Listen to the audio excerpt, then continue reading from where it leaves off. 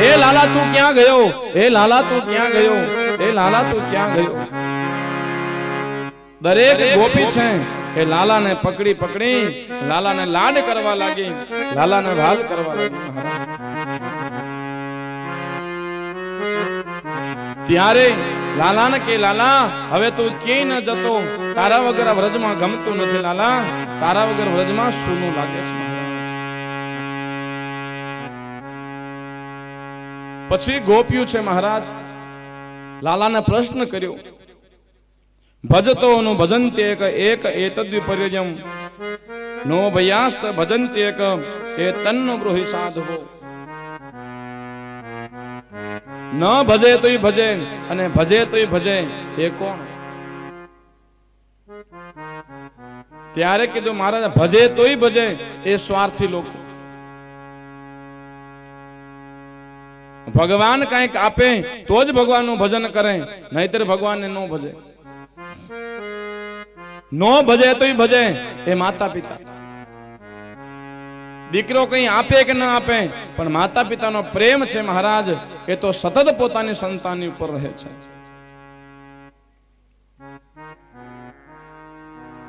ત્યારે લાલો કે છે ગોપીઓ તમે અહીંયા શું કામ આવ્યું? તમારા ઘરે જાઓ, તમારા પતિ રાહ જોતા હશે.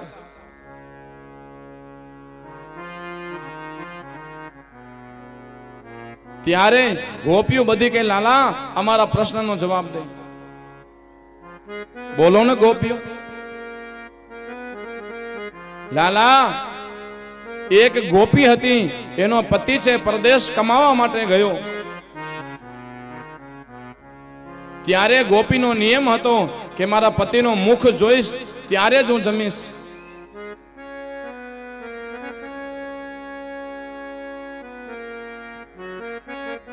ત્યારે જોઈશ. જ્યારે ગોપી જમે છે પોતાના પતિનો મુખ જોઈ અને જમે.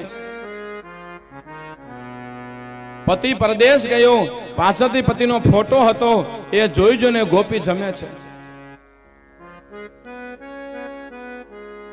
પણ લાલા એ ગોપી જમવા બેઠી પોતાના પતિનો ફોટો જોવે છે અને બહારથી એનો પતિ કમાઈને આવ્યો, બહારથી સાંકળ ખખડાવી તો ગોપીને ખબર પડી કે મારો પતિ આવી ગયો છે. તો લાલા જવાબ દે, એ ફોટો જોવા બેઠી રહેશે કે દોડીને સાંકળ ખોલવા જશે, પોતાના પતિને મળવા જશે? લાલો કે છે ગોપી એ તો એના પતિને જ મળવા જાય ને. તો લાલા આ જગતના પતિ ખાલી ફોટા છે. એ તો જેટલી લેણા દેણી છે મહારાજ એટલા સાથે છે, નહીં તો જન્મો જન્મ તો સાથ તારો છે મહારાજ. લેણ દેણના સંબંધ પૂરા થયા 5 વર્ષ 25 વર્ષ 100 વર્ષ જે પણ વર્ષના લેણા દેણા હોય પતિ પત્નીના એ એના રસ્તે ને આના રસ્તે. ત્યારે લાલા તું તો 7 જન્મનો સાથી છો, તું તો જન્મો જન્મનો સાથી છો, શ્વાસે શ્વાસે તારું વાસ છે લાલા. ત્યારે લાલો છે મહારાજ એ ગોપીઓને જવાબ ન દઈ શક્યો. ફરીવાર રાસની શરૂઆત થઈ. બે ગોપી અને એક કાન. વિક્રતમ હિ વ્રજવધૂ ભીરદ્યમ ચ વિષ્ણુ શ્રદ્ધાન્વિતો શૃણુયાદત વર્ણદેયઃ ભક્તિમ પરામ ભગવતી પ્રતિલભ્ય કામમ હૃદોગમાસ્ત નિત્યર્ણ ધીરઃ. ફરીવાર બાંસુરીનો વર્ણન બતાવ્યું, સુદર્શનનો અને શંખચૂડનો ભગવાન ઉદ્ધાર કર્યો. ત્યાં ભગવાને યુગલ ગીત નૃત્ય કર્યું છે. પછી રાજા કંસ છે એ અક્રૂરજી મહારાજને લાલાને લેવા માટે છે એ કહ્યું કે હવે આપણે કંઈક કરીએ, આ લાલાને કૃષ્ણ અને બલરામને મારી નાખીએ.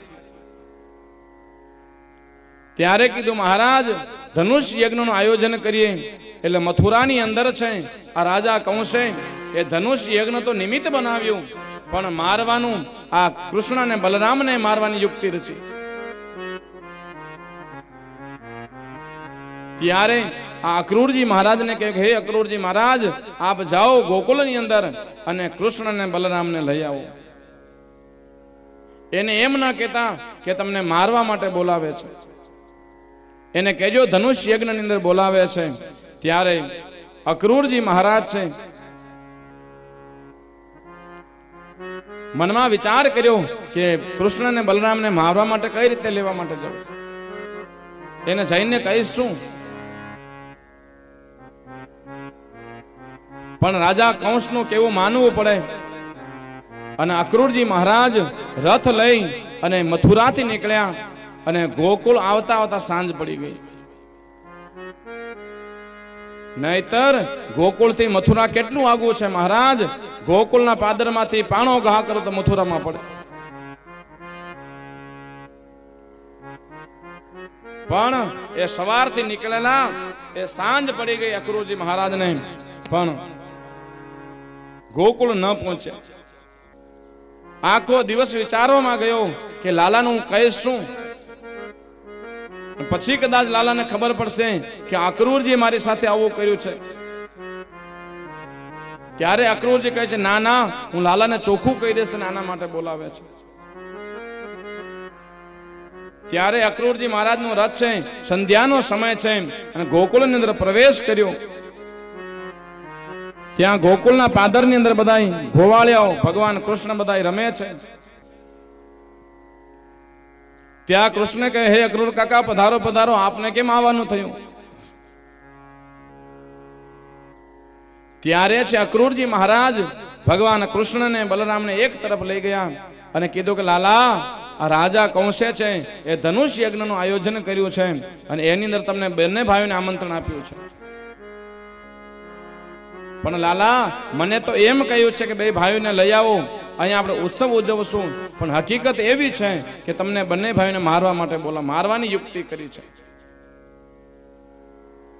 ત્યારે લાલો કહે છે કે હે અક્રૂર કાકા, તમે મને ભલે કહ્યું, પણ કાકા તમે ઘરે નંદ બાબાને યશોદાને ન કહેતા. જો એને તમે કહેશો તો એમને મોકલશે નહીં. કે ભલે હું ન કહું, પણ તમને કહું છું ખાલી કે અમને ભલે કીધું, એને ન કહેતા. ત્યારે અક્રૂરજી મહારાજ અને લાલો બલરામજી એ નંદ બાબાના મહેલની અંદર આવ્યા. નંદ બાબાએ જોયું અક્રૂરજી મહારાજ પધાર્યા, યશોદા મૈયાએ જોયું અક્રૂરજી મહારાજ પધાર્યા, સ્વાગત કર્યું અને બેસાડ્યા.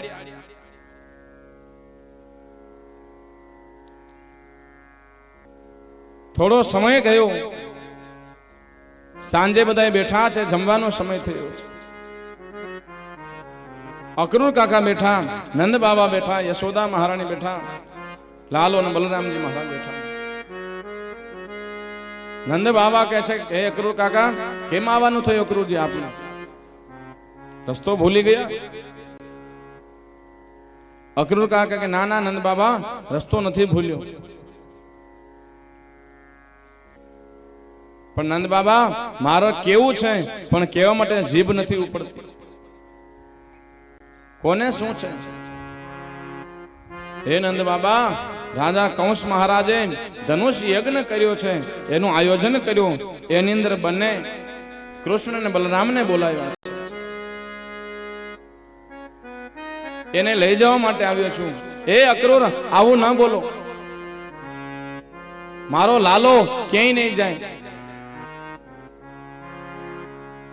હે નંદ બાબા, આ લાલાને તો બોલાવ્યા છે ને બોલાવવા માટે, મને તેડવા માટે મને મોકલો છે.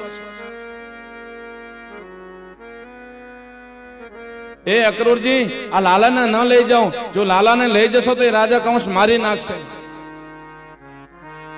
હજી મારો લાલો તો 11 વર્ષનો છે. જો ગોકુળમાં મારો લાલો છે, એટલા મોટા મોટા રાક્ષસો એને મારવા માટે મોકલે છે, તો ત્યાં એને કઈ રીતે જીવતો રાખશે?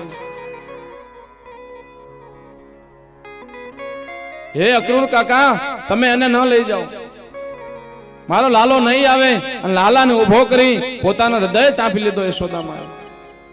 મારો લાલો નહીં આવે અક્રૂરજી. અક્રૂર કાકા કે હે યશોદા, લાલાનું ધ્યાન રાખીશ ત્યાં.